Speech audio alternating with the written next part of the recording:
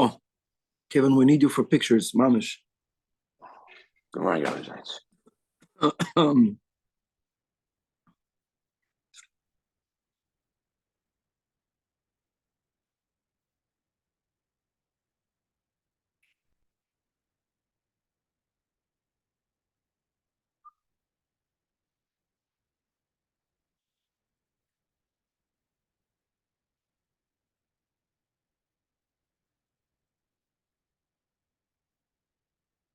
All right. Wow.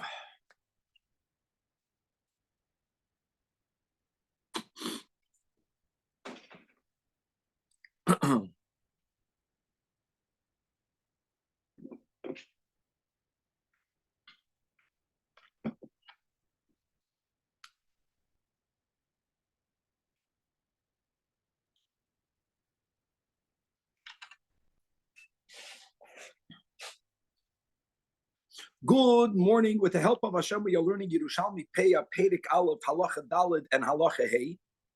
We left off on Daf Yud Daled. We're going to learn Daf Yud Daled. We left off on Daf Yud Daled, 4 lines from the top of the Amid. Kemod Teimar.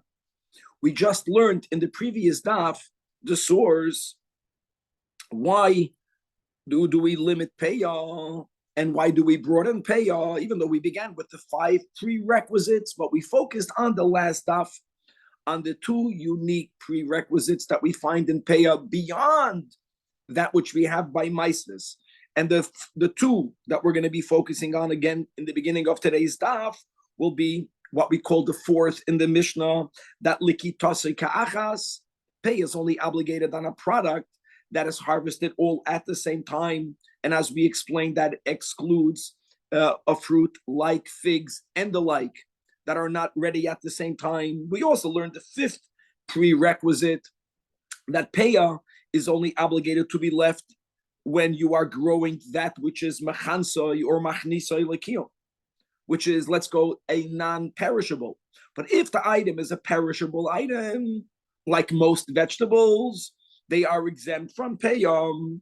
The Gemara is going to begin today by correlating, by actually asking, why do we not also apply these last 2, the 4th and the 5th, to another halacha, and that is a halacha that we find in Parshas Kiseitze.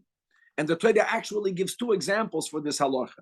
Number 1 is Kisave bekerem veyacha, when a person is working in someone else's vineyard, harvesting the grapes during the job, that the worker is allowed to eat from those grapes, even though the Torah says you can't like box them away. You can't put them in a keli and remove them from the field. But while you're working, you are allowed to eat. The pasuk also gives another example that that when a person enters a grain field of his fellow to harvest it, you can pluck the ears with your hand. And the Gemara is going to be asking, why don't we limit, as we do by Peah, by the din that a worker can eat from his product, to that which is only likitase ka'achas and b'chansei likiyum, because the Torah gives 2 examples, the example of a kerem and the example of a grain field. Why don't we use that to be a binyanav, that when does the worker have the right to eat? Only if these 2 criteria are met. That's going to be the Gemara's kasha, and we're going to have a fantastic answer. We will have in our Gemara today a machlokes tanoim regarding the 8th example of fruits that the Mishnah gives, and that is the date. The Gemara is going to be speaking about a certain type of date called the roitav date. Kevin will find the pick when we get there. We'll see whether it is included or not included in the obligation of Peah. And finally, we're going to have on Daf Yudalad Amud Aleph a discussion regarding koil kos. Now, koil kos is spelled Kuf Vav Lamed Kuf Samach. Just to speak it out now, we'll repeat it bekitzer later. There's actually amongst the Mefarshim 4 understandings of the koil kos. Either it's similar to a luf. A luf is a certain type of onion whose seed does not disintegrate when you plant it. Koil kos might be some sort of edible root of an Egyptian plant. Koil kos might be a bean from the bean family. Koil kos might be a cabbage from the cabbage family. We're going to stick to the word koil kos, and we're going to have a discussion regarding it, whether it has a din of a vegetable, whether it has a din of a tree, of a fruit of a tree, as we will see. And on Daf Yudalid Amid Beis, we're going to start halacha hey. We're going to start the new Mishnah. Now, guys, the new Mishnah is going to focus on the following. We already said, the Torah says, that Peah lechatchila ideally should be left from standing grain or from whatever it is yet unharvested. It's really a mitzvah to leave it, not to harvest it. What happens if a person harvested their entire field, including the Peah? So the rule is, the obligation is that a person has to designate Peah. Let's speak about crops. You have to leave a portion from the cut crop, from the harvested crop. And we go further. Until when? Until when the person baked goods. Even from baked goods, if you didn't leave Peah, you have to give some of your baked goods for the poor. Now, why are we speaking about that? There's a rule by Peah that which is left for Peah is never going to become tevel. The ani that takes it can eat it. No maisris has to be separated. Maisris doesn't only mean maiser. It's a generic word which includes truma, not truma gedola, not maiser isha, not maiser sheni, not trumas maiser, nothing. Okay, says our Mishnah that when do we say that you don't have to separate maisris from Peah? Obviously, if you leave it uncut, even if you already harvested the crop, as long as you are separating Peah prior to the Meruach, it remains exempt from Meiser. Meruach, from the many steps that people have to do to get the product ready to be sold, is you have to harvest it, you have to separate the klipa from the good, right? For that, you have to trample it, then you have to winnow it, and then you do the meruach, you have clean grains, and you smooth out the pile, meruach. From the moment you did the meruach, now the obligation of maisres is chal on that pile. It becomes tevel. Now that it becomes tevel, you can't benefit, you can't eat from it prior to separating trumas or maisres. So the Mishnah is saying that if the farmer did meruach, and then he chaps, I didn't leave Peah. Since the obligation of maisros was already chal, it went into effect on the grain. Yes, you have to separate Peah, but the ani who's getting the Peah is getting Peah that's called tevel. And now the ani will be obligated to separate the trumas or maisros. So since the Mishnah is speaking about the power of meruach, we're going to actually learn in the Mishnah many halachas b'chlal of maisros, and how meruach will affect those halachas. Generally following the rule that even when there is an exemption of maisres, that exemption is only until the meruach. Once the meruach is chal, you cannot be exempt anymore. Like, for example, hefker. Do you know that produce that's hefker doesn't have to be tithed? Same concept. When do we say that produce that's hefker is not obligated to have a tithe removed from it? If it was made hefker prior to the meruach. Once there is a meruach, once there is the gemara malacha, once there is a chiyuv for this to be tithed, just because now you're mafked it, you cannot undo the tevel. Okay, so we're going to learn many other halachas of maiseres, and if we'll have time, we'll begin with the Gemara. The Gemara is going to speak about bikurim, how bikurim actually will be an exception to this rule, but Chevra, there's going to be many halachas in today's daf, and let's dive right in. So that you dalid Amid Aleph, 4 lines from the top of the Amid by the dot, asks the Gemara. We made a binyan av, right? Yesterday's binyan av was from Kerem, Zayis, and from Katzir. Really, we said it would have been enough to have one. We needed to have all 3 because each one has something that the other one, the Zayis is unique and Kerem is unique, and they are only from the Shivas Haminim. So if the trader tells you a din from one of the Shivas Haminim, you might think it's only limited to the Shivas Haminim. But listen, after the Gemara, bomb question, as we spoke on in the intro. Let's read it inside. Kamod the Tamar, just like we established. Gab Katzir. That what? That only this is prerequisite number 4 in the Mishnah. Only davar shalikitasi ka'achas, then it's chayiv in peyam.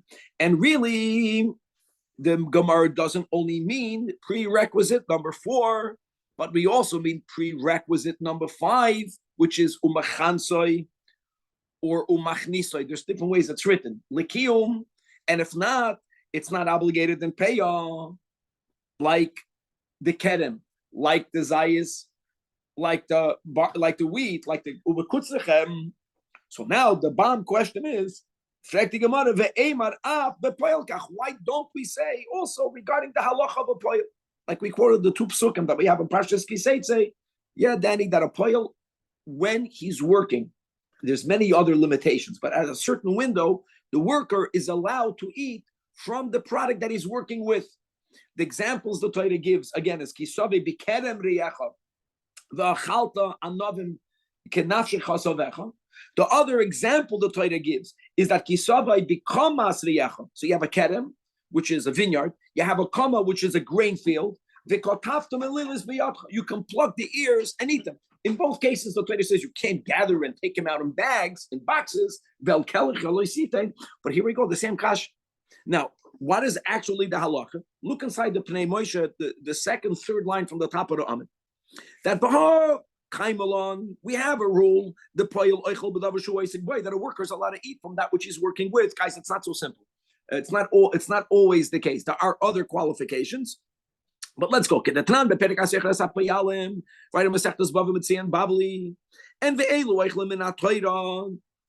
biblically, he has that permit. What does that apply to? As long as he's working with that which is b'mechuber lekarka. So if you're working in a candy factory, in a chocolate factory, no, you can't eat as much as you want. It has to be something that's growing. And only b'shas gemar melach. Those are the limitations. But other than these limitations, the sun to hate, you eat.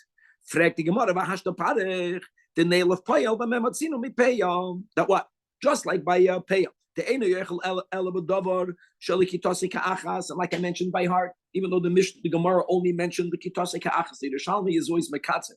It's really also regarding the 5th criteria, which are the 2 unique halachas of Peah that goes beyond Ma'aser, like we learned yesterday. That's the way he's going to say it. But Anantanan, yet we learned that we're not limited. The din of a poil is not limited. For example, the Mishnah writes befedish that or the Gemara writes befedish that if a worker is working with te'enim, if he's working with figs are not gathered at the same time. Or oichel, he gets to eat. Another example that the Gemara gives, or that poil, if a worker is working with kishus, in other words, with vegetables, guys, I want you to know that most vegetables are perishable items. Kishus is perishable. Clearly, we know that even if it's perishable, the worker has that right. Why? Why don't we make him a memotzino? This is beautiful. Answers the Gemara. I'll tell you why the din of a poil is different than peah. By peah, we have a memotzino. We have a binyan. We don't have that. We can't have that by a poil. Why? Because look inside the Chumash. In one of the 2 examples, kisavai bekomas riyachat, and when the Torah speaks explicitly, as an example, because we just learned in the Pnei Moshe, we don't apply it only to the kerem and to the kama. We apply it to te'enim. We apply it to vegetables. It has to be gedulim in haaretz. It has to be b'shas gemar malach. So the Torah writes these words: "V'kotaftum elilos biyodech." Literally, it means that the worker can pluck the ears with his hand to eat it. Now, the word melila, that's the key. There are many words for stalks, for ears. Melila specifically refers to a stalk that's soft and moist. These are stalks that are not fully developed, that do not get fully developed. B'meila, these is a product that's not stored. It's not stored. It's not, no, the Torah gives an example, not from grain stum. By using the word melilois, the Torah is even speaking about something that's not ma'umachansei lekiyom. And it's not harvested at the same time. Gewaldig. So this is great. So the Peah Daf used a word, right, to give the mitzvah in more cases, giving an example of something that does not meet, not umachnisei lekiyum. And really, it's not just the umachnisei lekiyum. Anything that's not properly developed is not harvested at the same time. Like, what do? It's not ready yet. So you don't harvest it. It's not harvested at the same time, and it's not. And yet the Torah says he can eat from the melilois. So that's why we cannot limit the din of the poil to the final two prerequisites. It doesn't have that limitation. And the Mishnah gave. I'm moving on. The Mishnah gave, and again, I know there's different girsois in the Mishnah. In the Mishnah that we had on Daf Yud Beis, Mishnah Daled, 8 examples of fruits. And again, we're learning L'Shitas Rambam. It's important that because the Chiddush of Peah is that Rambam Midoy Raisa, not all fruits, many fruits also are perishables, but the Oig, the Charuvim, the Egoizim, the Shkedim, the Gefanim, the Remainim, the Zaysim, and the Tamarim are considered products, fruits that are not perishable. Like we explained, either because it was common for them to be dried out, like the Rambam says that onions are included in the Chiyuv Peah. The Rambam says that garlic, if you harvest an onion stem, it's not going to live a long time. They did things to the onions and to the garlic, so it should last a long time. And the 8th one was dates. So the Gemara says, Tani, we learned in a Braisa, we learned in a Tosefta, that Rabbi Yosi, but Rabbi Yuda Oimer, that not all dates are included. Roitave tamarim, the word roitav means moist, but it's a name of a certain type of date. Roitave tamarim, indeed, will be patim in apeya. Why? Because they are not harvested at the same time. Now, what's the definition of harvest at the same time? Thank you, Kevin, for the pictures. Kol cost will be much harder. The next topic. When we speak about something being harvested at the same time, it's not mamish, mamish, mamish. But it does mean that from when I begin until when I end, I got everything off the trees. There are certain of these roitiv dates, because they're moist. Again, moist, they're not ripened yet. That when I began and when I finished, they're still on the tree. Another time, I'll do it later. Now, by the way, that makes a lot of sense. I mean, that's what the Mishnah is saying. Like, first of all, let me take a step back. When you read Rabbi Yosi and Rabbi Yehuda Oimer, what does that imply? That there is a machlekes, a big klal. It's not the only place. The Marav Fulda points it out over here. Whenever you have only one shita, then the way a Braisa, the Mishnah would open up the topic would be Amar Rabbi Yosi and Rabbi Yehuda. You know, it's just because one Tana says a din, it doesn't mean that everyone else argues with him. He was the one that said it. Could be everyone else agreed with him. But when that's the case, you use the word Amar before the name. That's the klal. It's a big klal. Whenever you learn a Braisa, Mishnah, whenever you learn Tanoim, and there's only one opinion quoted, but instead of the word Amar being in the beginning, it's later that Rabbi Yosef, that means that the Chachamim disagree. No, everyone else holds different. He says, so now, based on that, knowing of how to learn, why would the Chachamim disagree with this? The Mishnah gave a rule. Yeah, if these dates they're not harvested at the same time, then why would they be included? That's the Gemara's kash. So fragt die Gemara, Yos Amar Rabbi Yosi Rabbi Yehuda. Yos means emes or good, and therefore my Tamad Rabbanan. Why would the Chachamim disagree? Says just learning today this was worth it. Saying it's a good klal to know when you learn all Tanoim, whether the Amar comes before, whether the Amar comes later. So when we say every day in davening, Rabbi Shmuel Oimer, b'shloish esrei midos. So we just quoted this, I think, yesterday, 2 days ago. That's a big topic, the Yud Gimel Midos. Like Rabbi Akiva holds, not klal u'prato klal, ribui miyat ribui. It's the same, but it's not the same. Just whenever the word Omar is written after a name, even if you think there's only one name, if the others, you don't know who the others are, the Chacham. So why would they argue? So Amar Rab Ze'edam, because the way of the world was after the roitiv dates were harvested. Don't forget, they're not harvested at the same time. You pluck one now, you pluck one later. They're very moist. They're not ripe. This is not only by roitiv dates. There are many fruits that when you take off the tree, you cannot yet eat them. I'll give you an amashal that I learned. They have uvda and avocado. I have on my backyard an avocado tree. I thought they never get ripe. For many years, someone says, no, you harvest them and you put them in a brown bag. No, there are certain things that on the tree, that's the most they get. But for them to be edible, you have to do other things. Roitiv dates, they would gather them.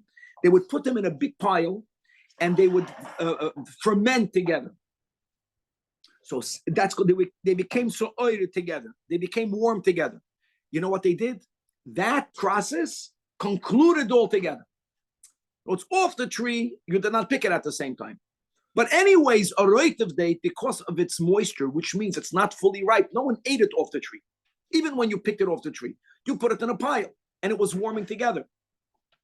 That process, even though you threw one roitiv date a month ago, I don't know how long it took, or a week ago, or a day ago, and one today, not at the same time, but that pile became ready at the same time. So that's why the Chachamim consider it likitase ka'achas, because likita doesn't have to mean off the tree. Normally it means off the tree. Normally it means off the ground, if it's ready by the ground. But if it's ready by a next step, the next step is all together. And Rabbi Yossi ben Rabbi Yehuda says, no, we don't care about the next step. We care about the tree. That's at least you understand why there's a machlokes between the Chachamim and Rabbi Yossi ben Rabbi Yehuda. And the final topic of this sugya, Daf Yudal Damad Aleph, and as we mentioned, that we're going to stick to the world koil kos. And I challenged Kevin with pictures because he has to find 4 pictures. Whether it's a type of onion, whether it's a type of edible root of an Egyptian plant, whether it's a bean, whether it's a cabbage, let's stick to the word kolkos. There is a question which is very unusual as to, well, it's not really a question. Before you learn, one can wonder whether it's considered a vegetable or a fruit. What would be even the havamina? Why would be? Well, it's not considered a fruit. Don't forget, guys, that when it comes to peah, we're going over the Rambam. Really, according to Rabbeinu Tam, it won't make a difference. Let it be midrabanan. Vegetables and fruits are equally obligated or exempt from peah. It's all about the 5 prerequisites. Okay, and the kolkos meets whatever it is. It meets the prerequisites. It's chayiv and peah. Yet there is a big nafkamina whether something has a din of a vegetable or whether something has a din of an ilan, b'negei peah. So before we read it inside, I want to go into the third to last line of the right side of the Rashi D'Elyon. These are Gavaldik rules. Here's the question, guys. We're going to learn about this later in the Mishnah. You have a field. You don't have to leave midoraisa any amount. One little amount patirs the whole field. How do you define a field? What I mean to say is, especially when you don't, before the Derabanan of a 60th, you can have a field that's 500 feet. You can have a field that's 20 miles. Don't forget midoraisa. If it's from one field, you leave a little bit. And even midrabanan, that you have to leave a 60th, but you have to leave from each field a 60th of that field. So the question will be, there are certain natural barriers that separate a field. There's a brook of water that can go through a field. There can be trees that go through a field. There's going to be a whole topic of what's considered one field and what's considered, now the field is divided into half. The rules regarding vegetables are different versus the rules regarding an orchard. No, it's halachically what is considered the hafsaka in a ilan field to make it into 2 is not the same for yedek. It's different rules. So that's the question. The question is, let's read it inside now. You have all these options of kolkos that no one knows how to argue with him. Yeah, okay. The nish. So first of all, let's read the words ki yarak, like we just explained. Ki yarak means it's not considered a stay ilan. Just to give you a rule, by stay ilan, the only thing that is considered a proper barrier in a stay ilan is a physical fence, a geder. Nothing else Even if there are other things that we'll learn later, by Yerek, many other things are considered dividers. Many other things. So first of all, this type of patch of Krolkos has a din of a Yarak, and not like you said, the Ilan, like we just read in the Rashi Ibn Geya. What will make it into one field? What will make it into two fields? Let's go through all the din. Ula Maisros. So what's Ula Maisros? Ula Maisros, every year has other dinim of Maisros. Truma Gedolah, you always have to take. Meiser Rishon, you always have to take. What comes after Meiser Rishon? So the first and the second year of the 7 years of Shemitah, Meiser Sheni. The third year, Meiser Ani. The fourth and the fifth year, you have to take Meiser Sheni. And the sixth year, Meiser Ani. When do these years change? When is the Rosh Hashanah of the years to determine what year are you in? Depends. 4 vegetables, Echad B'Tishrei. 4 trees, 2 B'Shvat. We pass like Beisilo. So that's the meaning of Lo Meiser, is that it's considered a vegetable, that the year is determined by Echad B'Tishrei and not by 2 B'Shvat. The next din is Ul Shvi'is. Guys, every case is the Chazar halachos. So here we go. Svichim. Svichim are things that grow because they were by natural planting. I'm not talking about a tree that was planted before the Shemitah, every tree, and every year gives products. I'm not talking about that. I'm talking about what happens if there is a vegetable that whose seed went into the ground on the Shemitah year naturally by the wind, by the bees, and it grew. Midoiraisa, you are allowed to eat it. Midrabanan, you're not allowed to eat shvi'is of vegetables because the Chachamim were afraid that people that are not meticulous in Shemitah, they're going to actually plant it on Shemitah year, and they're going to say, "Oh, sviach, it grew by itself." So this isur derabanan is on vegetables. So that's the ula shvi'is, that it includes a sviach of whatever kol kois is, may not be eaten midrabanan if it grew on the Shemitah year. Ula peah. What's the din of peah? What's the din of peah? What's the din of peah? That it's chayiv, like garlic and onions. No, b'chal that it's chayiv.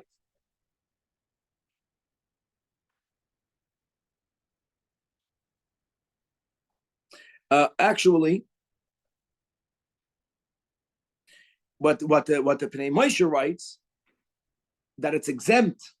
No, it's really, what is it? If listen, I'll tell you, if it's a perishable, then peah, perishable, exempt. If it's not perishable, chayiv. So really, the machlokes here and the Rash and the Pnei Moshe is all about what is the kolkos.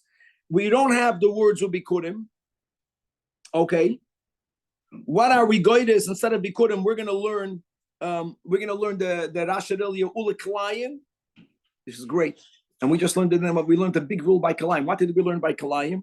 That I am allowed to plant a tree in a kedem. Crazy. I'm not allowed to plant anything other than a tree. I'm not allowed to plant vegetables. I'm not allowed to plant legumes. I'm not allowed to plant grain. God forbid. That's mamash kili akedem. So it has a din uliklayim. Don't say that the kolkos is a tree, because if it would be a tree, then you can plant it in the kedem. It's not a tree. You're not allowed to plant it in the kedem. In other words, it's the vegetable. What's the chiddush of all this? The chiddush is the last words. What's the last words? That all in a darim tzricha. When it comes to a neder, and a neder goes both ways. Someone makes a neder by saying that all of the vegetables in the world is asur ani, or all of the fruits is asur ani. He makes a neder not to eat vegetables or not to eat fruits. So we're trying to point out that even if there's a product that's for all of these dinim, to have a din of a vegetable, by a neder, halech achar lashon b'nei adam. A neder, when you use a word, when you make a vow not to partake of something, it's not about how the Torah defines that word. It's about how people use that word. Especially by a neder and by shvuah, that it has to be piv v'liboy shavin. So in many other areas in halacha, I don't care what you think it means. The Torah says what it means. This is a vegetable. Whichever one of the four it is, for all these dinim, it's a vegetable. You see, yet if you're living in a place where people refer to this kokos as a fruit, and you have this chacham there that says all of the fruits on me are prohibited, this guy might be also to eat the kokos. You cannot say that in all of these halachas, dinoi kiyarak, so it's not included. No, or vice versa, or vice versa. In other words, it's tzricha means you have to know not what the halacha is. You have to know how people refer to this kolkos. And if you're living in a place where it means a vegetable for nadarim, it's included in a vegetable. If it's people see it as a fruit, like I give you an example, banana. That's a great example. Most people look at banana like a fruit. Why would it not be a fruit? It grows off a tree. So if a person says that to say that this guy can eat a banana, well, if he's a fruma yid and he makes brachas, mistama it's not included because he knows it's a boy pri adama. But that's the point of the base.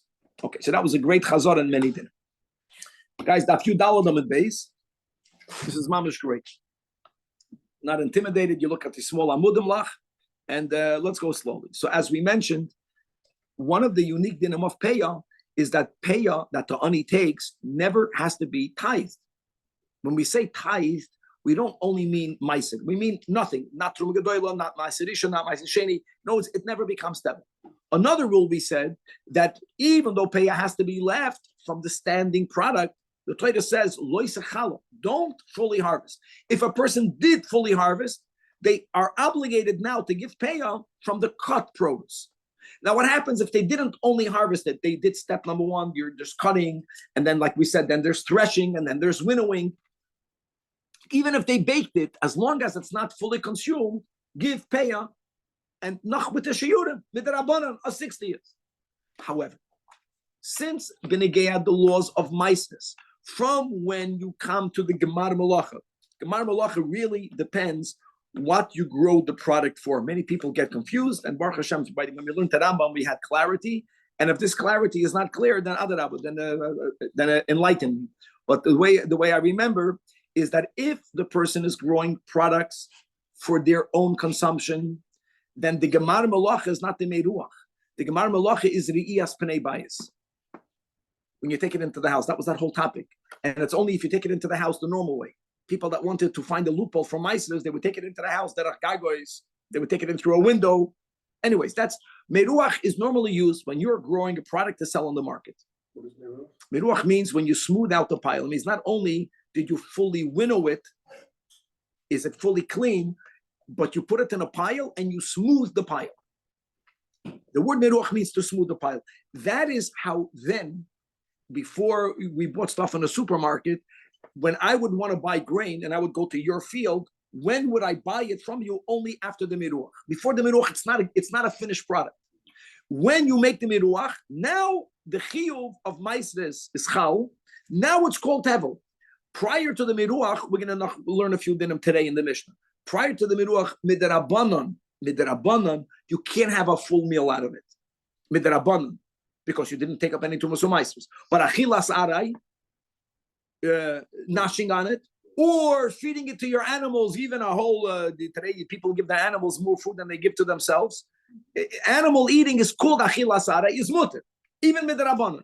Meruach, now once you smooth the pile, now this is called the finished product, now you have to give tithes. So the Mishnah begins by telling you a big word, that if the obligation of maisres was already chal, went into effect on my grain, even though I'm doing tshuva, I'm making up for not leaving pay. I'm taking off payah now. Once it's called tevel, which means you can't eat it prior to the trumas or maisres, just because I'm declaring it now payah, whichever part of it, it doesn't remove the obligation of maisres. Payah is exempt from maisres because payah should be given when it's standing. Once, we don't say bereda. Bereda means retroactive clarification. Now that I said it's payah, ki'ilu, it was always payah. We don't say that. What will be? It will be payah, but the ani will be obligated to tithe it, which is important. So in other words, the ani has to know these halachas. It means if the ani picks off payah, instead of him never having to harvest it, if he gets something finished from the miruach, then he has to take off trumas u'maisros. That's the first halacha in the Mishnah. Now the word lo'olam, we're not going to have enough time today for that I know, but we're going to pick up on this word lo'olam will be a key word. In other words, it's normally a not needed word. We're going to come back to the lo'olam. Lo'olam, lo'noisen mishum peah. Lo'olam means that even though you're supposed to leave peah from the standing grain, if you didn't, give it from the cut grain. If you already winnowed, give it from the winnowed grain. If you already smooth the pile, give it from the bake. Lo'olam lo'noisen mishum peah. And there is up until a certain point, you're going to be potted from the maisres. But the patur from maisres is only ache yimareya. That was the word. Look inside. Let's learn the Rasha Ilio. Which is what you should have done. Kama means standing grain. Mafresh min ha'imarim. You give it from the bundles. And what happens if you didn't give it from the bundles? What happens if you already threshed it? Now, when you thresh it, you remove it from the bundles. So give it from the tfuach. As we learn in the Sefta, and as it's brought down in Bavliya, Goizel Kavam. The Ka'amar here, the Mishnah is saying that up until the Meruach, not only do you give the Peah Aniyim, but you still remain exempt from Maistas. Just like if you give it b'mechubar, the ani knows. The ani harvests it, doesn't have to tithe it. We're not familiar with tithing. Something to know, when we went as a group, we went to Eretz Yisrael, to the Golan Heights, if you call it. We went to Me'ever Layardeh, and by Rabbi Herzl. So I had the schos of Pashut separating Trumas and Maisros. It's something that he does. You gather fruit over there, and you separate. You make two brachas. There's Trumas and Maisros, then there's Pidyon and Maisros Sheni. Each one it's Gavaldi. So we have to get used to it. So, but the Peah of a Leket, the Shikha, the Hefked, Peah, Leket, Shikha, and Hefked, that will be in this Mishnah. Turam and Maisros. Says the Mishnah, yeah, but no. Only until Yemoreach. That's the word. Once it's Tevel, we don't say, Bereda, retroactive. No, once it's Tevel, it's Tevel. Just because you designate it as Peah, that designation cannot remove the chiyuv that was already enacted, imbued in the product. The good makes sense, it makes sense. Now, there's different girsois. We're going to go with the girsa, v'noisein, mishum hefker, upater min hamaisres achi moreach, like we just read in the Rasha Ilio, produce that was declared hefker. Forget about Peah. Why would someone declare it hefker? I have no idea. Produce that was declared hefker is exempt from Trumas u'Maisros. Says the Mishnah, yeah, but no. It's only exempt from Trumas u'Maisros if it was declared hefker prior to the Meruach. Same logic. Once you smooth the pile, now that you smooth the pile, the Torah calls it tevel. Tevel means, you can't eat it until you separate. Now that you declare it hefker, so what that it's hefker? Whoever is going to be koina min hefker has to now remove all of the maistas. Now, another application of the power of Meruach, of the change that Meruach, the halachic change that Meruach affects on the product. We're speaking, Meruach, by the way, is not used for fruits. Meruach is not used for vegetables. Meruach is the Gemar Malacha by grains. But the concept of Gemar Malacha applies to everything from which you have to tithe, whether it's Midaraisa, whether it's Midarabanan, up prior to it halachically, prior to it being considered ready for your consumption or ready to be sold in the market. Prior to that, it's not called tevel. Midaraisa, you can mamish eat from it. However, Midarabanan, achilas keva, may not be done from the beginning. Can't have a proper meal. Achilas arai would mean eating it off the tree. When people live in Eretz Yisrael today, what you think when they go to the apple tree and they take an apple, they can't eat it? They could, because it wasn't gathered and brought into your home. If you are picking a fruit off the tree, there's no re'iyas b'nei abayis, there is no biblical obligation to tithe it. There is a rabbinic prohibition for you to make a meal on it, but having a fruit in the field, well, they say the joke that a guy landed in Ben Gurion and basically the orchards of Kfar Chabad used to go all the way up until the airport. And the guy is driving out of the airport and he sees an orange. He's hungry. He stops the car. He makes a bracha. And as he's making a bracha, a guy shouts out of the window, Loi Sigzoil. So he says, what a country that not only do you have oranges growing on the side of the road, but when you're eating, you hear Dvar Torah for free. You get a Dvar Torah. Okay. So like this. So now giving food to your animals is considered achilas arai. No matter how elaborate, you have to look at the meals. It's pashut hilarious. Look at the food that people giving the animals. I think they're already baking it and they're cooking it, and they're making stuff on it. They're putting shmekachs on it.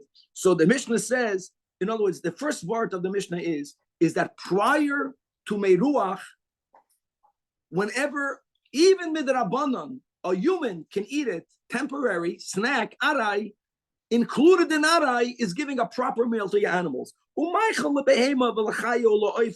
And you still remain patur min hamaisos because animal consumption is never called kava. But here again, only at she'im moreach, because once you do the meruach, now the chiyuv midoraisa is chal. Now you can't even have it. You cannot even have it arai, which means you can't even give it to the animals. I want to say something else. A product that's grown for animals is not going to be chayv and meiser so quick. Midoraisa. We're speaking about a guy who's giving from human food to animals, which is also the minig in LA. Okay. In LA, the minig is that humans eat animal food, the other way around. Mamish. All right. Next thing. What happens? Can I plant untithed produce? Guys, this is all hilchas and l'mashiach. Let's get Mashiach is coming. We have to know these halachas. So you should know like this. Midoraisa, I'm allowed to plant untithed grains. You plant it, no problem. Midrabanan, you're not allowed to plant untithed grains. However, when is it asur midrabanan to plant something that's not tithed? Only if it was after the meruach. Only when it's mechuyev midoiraisa to be tithed to eat. If you don't even have the chiyuv midoiraisa to tithe it to eat it, even though we just mentioned midrabanan, you can't have kevath meal prior to tithing. Doesn't matter.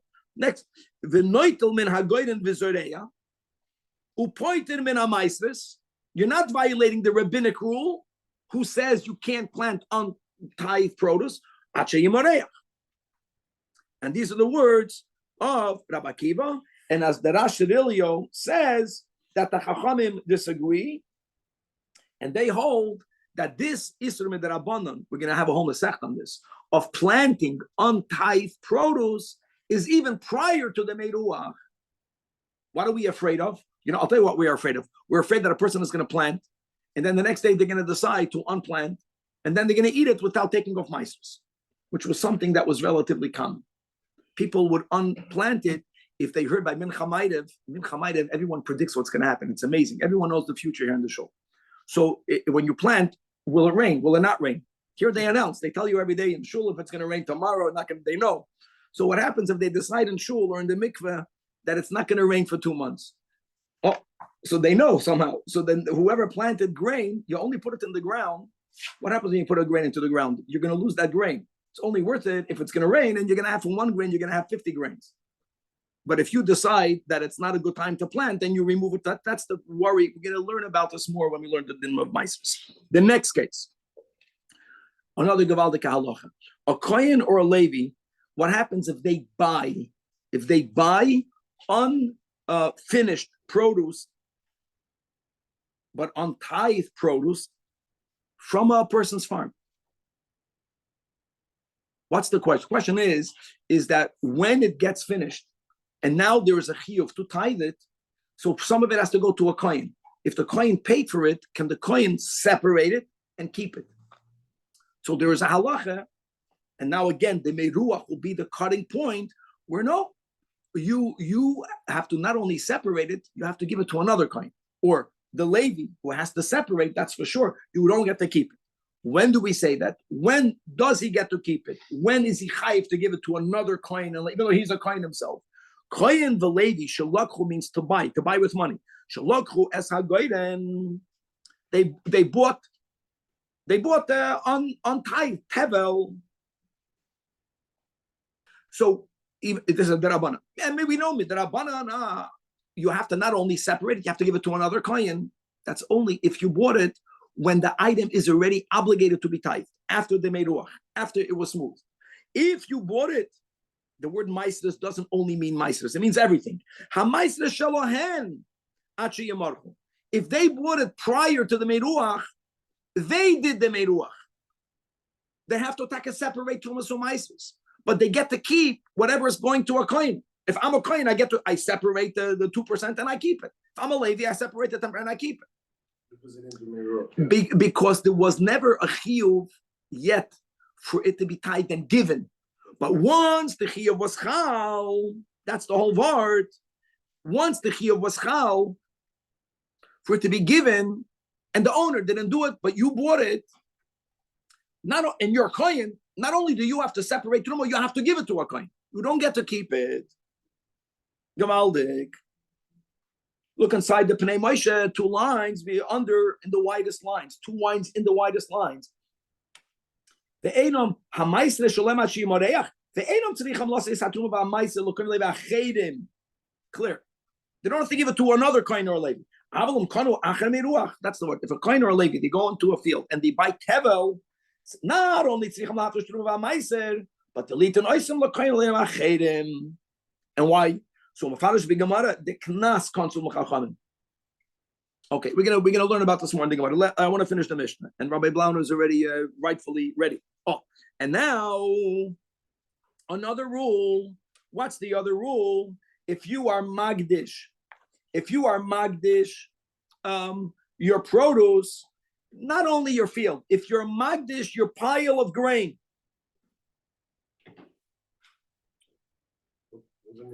You give it to the Berek Habayis. And you redeem it at a certain point. So the whole obligation of Tevel and of Maisris is only if it belongs to a Yachid. If it belongs to Hegdish, it doesn't have to be tied. So again, you're going to have the same concept.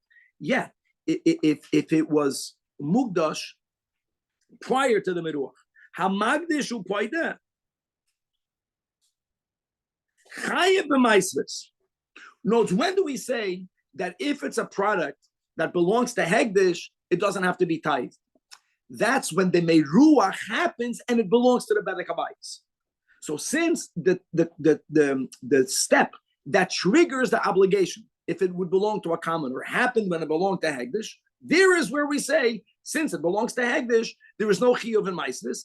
And once the Beis HaMikdash made the Meruach, and then people redeemed it, they don't have to tithe it because it's produce from Hegdish. But what happens if someone was Magdish it and it was redeemed prior to the Meruach, and then they made the Meruach? You're going to have to tithe it. That will be the final example. In other words, these are all of these rules that are affected by the Meruach. We're going to stop over here, and God willing, we're going to take off. Don't get nervous that we are middle of the Amid, because look inside my Daf Tezvav. Daf Tezvav is small. We'll have time to, God willing, to finish the next Daf in time. Shabbat shalom. Bye.